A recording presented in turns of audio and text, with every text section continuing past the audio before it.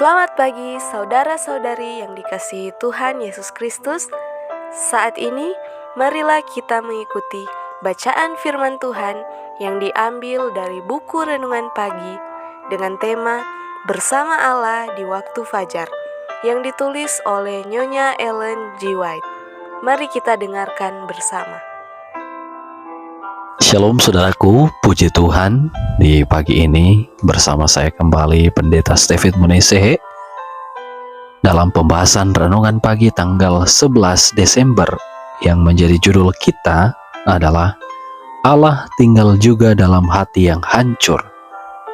Sebelum kita melanjutkan pekabaran ini, mari kita berdoa. Bapa di sorga, ketika kami siap untuk mendengarkan firman-Mu, berikan kami kuasa, terlebih kuasa Roh Kudus boleh menjadi bagian kami boleh mengerti firman Tuhan di pagi ini dan boleh menjadi satu kekuatan iman. Terima kasih, ini doa kami. Amin. Ayat tema kita terdapat dalam kitab Yesaya 57 ayat 15.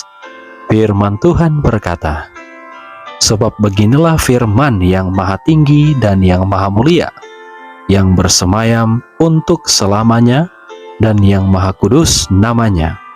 Aku bersemayam di tempat tinggi dan di tempat kudus, tetapi juga bersama-sama orang yang remuk dan rendah hati."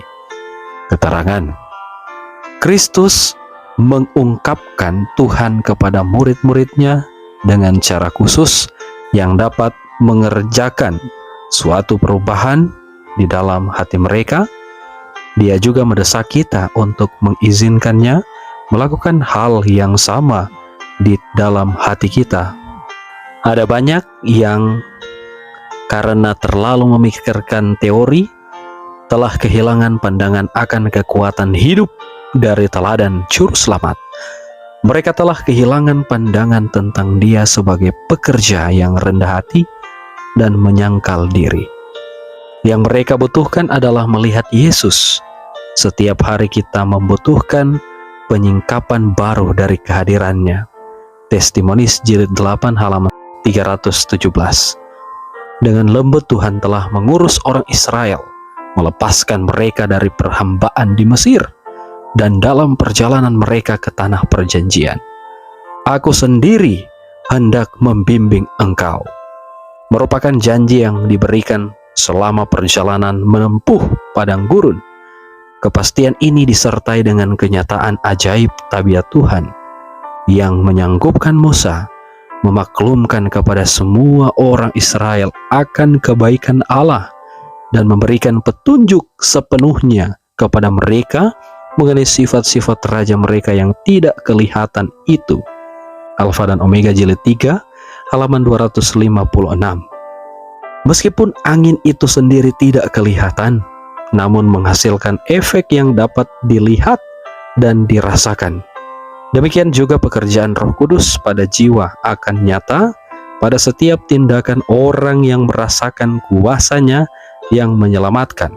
Ketika Roh Allah menguasai hati, terjadi transformasi hidup.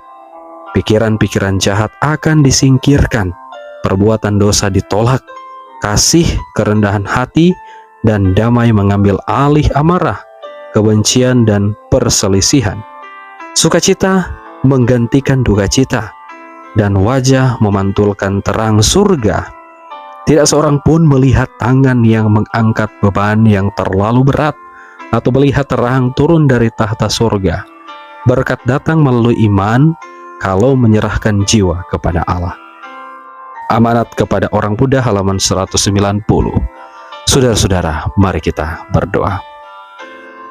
Bapa di sorga, benar Tuhan, lewat firman Tuhan di pagi hari ini, Engkau adalah Allah yang setia, selalu datang dalam kehidupan kami.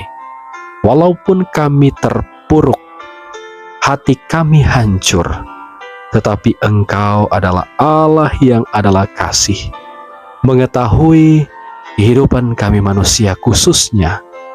Ketika perjalanan bangsa Israel, mereka di dalam perjalanan mereka merasakan banyak penderitaan.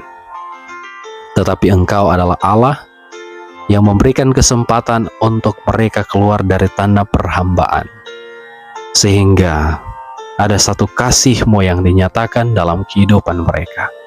Itu juga kami percaya, ketika kami setia kepada Tuhan, maka kami selalu diberkati oleh Tuhan.